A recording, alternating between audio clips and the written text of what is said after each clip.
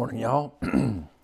Today we are continuing the Cornell and Diehl chapters with a classic here, Briar Fox. It's an awesome looking tin. I know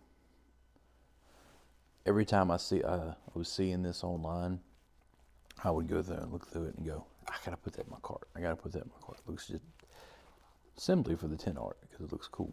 I'm guessing this is this year production, so it does, I don't know. Some of them have those god-awful labels on them. This one still has a pretty decent label on them with no ugly white stripe right here, if you know what I mean. Anyway, so the first time I had this, it was horrible, absolutely horrible. It rivaled Haunted Bookshop, which I know a lot of you guys love. I'm glad you do. But whatever leaf is in that, to me, if it went extinct, I wouldn't cry. There's something about it. It just tastes like dirty leaf litter to me, and it just kind of gets in my nose. And that's what I got from this the first time I tried it. And I almost didn't review it. I almost was just like, you know what, I'm going to send this to Parsimonious and be done with it. Sorry, Ethan. But no, seriously, I tried it again, and it was way better. I don't know if it was the fact that the tin has been open and it got some air in there, you know, and decanted a little bit. Or it's the fact that I changed the pipe on it, and I went from a Dublin to a standard chamber. Don't know, don't care. I'm not going back to a Dublin, and I'm not trying it again without letting the air out. I'll promise you that much. So do what you will. But after I did that, man, it is fantastic. The second time I had it, it was more Virginia coming through than anything, more sweet Virginia. Today, it's more of a white burley up front, and then settling down into the sweet Virginia. I would say this about it. If you guys enjoy a medium, gentle Virginia burley like Carter Hall. I mean, to me, that's a medium, gentle Virginia burley. I think you'd like this. If you guys like Haunted Bookshop, I think you would like this too. I think it's somewhere in the middle there in a good way, right? It's very, very, you know, it is kind of one of those blends where you sit there and you're like, oh, what was that? What was that? You know, kind of thing. Like, it keeps your attention in there because it changes up a good bit throughout the smoke. I think it's a good change of pace, to take Jim Ink's words, right?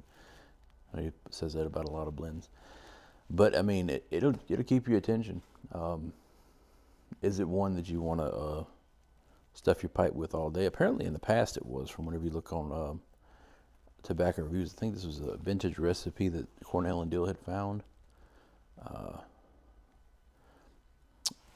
Looking on the back tin here, I can't read that. I'm not going to try to read that on camera. But it's good. I mean, just plain and simple. Stop rambling about it. I mean, it's good. But my suggestion to you is that if you want it to be good, pop the tin, let it air out some. This is probably one that would be really good aged. I'm guessing that mine's not. Mine was made in April, and I opened it in July, and so it's been decanting since then, I guess, in its own tin. Oh, yeah, another thing, I would not. It doesn't burn well when you try to slice it off the crumble cake. And from my experience, none of the C&D, for me at least, none of the C&D crumble cakes, if you try to slice them, no matter how tight they are, they just don't burn right. So as tough as it is with some of them, I just try to rub it out and get the tobacco to flake off of there, and it does way better for me. Also, in the past, I haven't done it with this one yet just because I was playing around with it, but I can almost guarantee, because of other crumble cakes that I've had from them, that if you're going to smoke it, go ahead. I know it hurts your heart, right, to just break up that pretty looking brick. Just break it all up in the tin. Mix it all together and then let it decant a little bit. in there, and it just does 100% better than the first time you smoked it. So,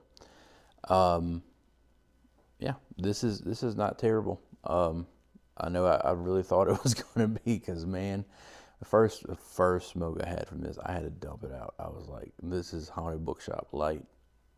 No, I can't do it. But it's not. It really isn't. So if you've had that opinion before, maybe give it a second chance. If not, it's whatever. But as far as this goes for C&D, it's a pretty good blend. I know I've had some of them that hadn't stood up to what I wanted to, but this is one that I would definitely have again, and I'd definitely like to play around with, and maybe have a few tins in the cellar and try one and see what age does to them, and just have fun with it. Now I would say this is that I do like when that really sweet Virginia comes through. It's a lot better, and I wish there was a little bit more of that in here, which is confusing to me, because I thought it was it's supposed to, I mean, you smell this tin, it is just sweet fruit. Like, that's all that comes through. There's no burley, no earthiness, nothing. So whatever burley they put in there is strong, right? Because it says on there, just put a pinch or a bit of burley. Yeah, they didn't tell you what burley they put in there, right? Because I'm telling you, it's a stronger, along the notes that, like, kind of, I always feel like white burley has like a horseradish feel to it. Whenever you know how you get horseradish in your soft palate, in your nostrils, that kind of thing. It's kind of like that, and I enjoy that, which some of you guys who may have the burley curse, Sam, will not appreciate at all. So if that's you, stay away from it. But other than that, very good blend. Just, for me, like I said, sometimes I like a blend that just plays around with your emotions a little bit, and keeps you thinking, keeps you on your toes, and this is definitely one of them. So, sounds good to you? Give it a shot. Let me know what you think about it. Drop a comment below if you have any opinions on this blend, if you want to share something with everybody. God bless y'all. Have a good day.